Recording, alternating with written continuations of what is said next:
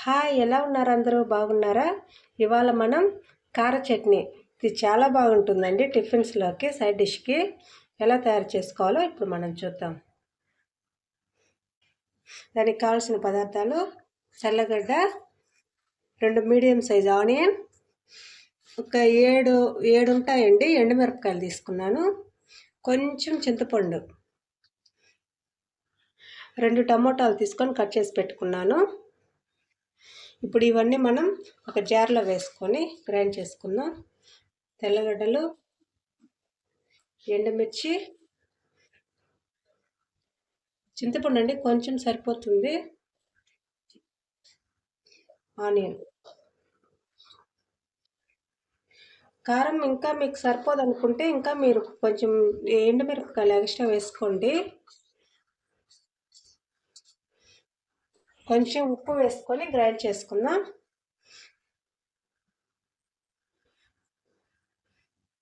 First కచ్చాపచ్చిగా grind చేసుకోండి. చూడండి, ఇలా గ్రైండ్ చేసుకున్నాం కదా. దీంట్లో టమాటాలు వేసుకొని గ్రైండ్ చేసుకుందాం.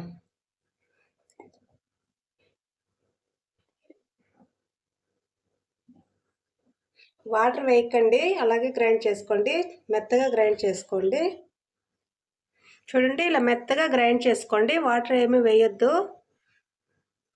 దీనికి ఇప్పుడు మనం తాలింపు పెట్టుకుందాం. స్టవ్ ఆన్ చేసుకొని కడాయి పెట్టుకోండి. కొంచెం ఆయిల్ వేసుకోండి.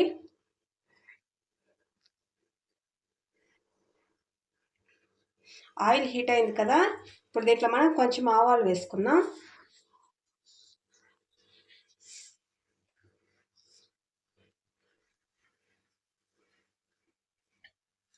కొంచెం కరివేపాకు.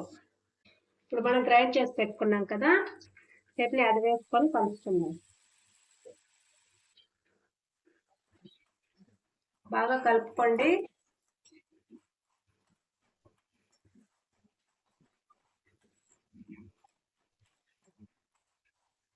చూడండి, ఇప్పుడు మీరు ఉప్పు చూసుకొని సరిపోకపోతే వేసుకొని కలుపుకోండి.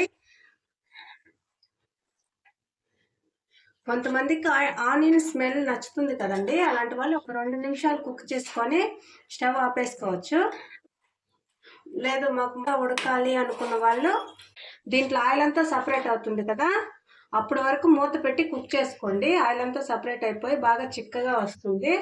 ఆ టైం వరకు వెయిట్ చేయండి. ఇప్పుడు మనం మూత తీర్చొద్దాం. చూడండి, ఇది లో ఫ్లేమ్లోనే పెట్టి కుక్ చేసుకోండి. దీంట్లో మనం వాటర్ ఏమి వేయలేదు కదా, ఇది 2 డేస్ ఉన్నా కూడా బాగుంటుందండి తినడానికి. చూడండి, ఆయిల్ అంతా సపరేట్ అవుతుంది కదా, బాగా చిక్కగా కూడా అయిపోయింది.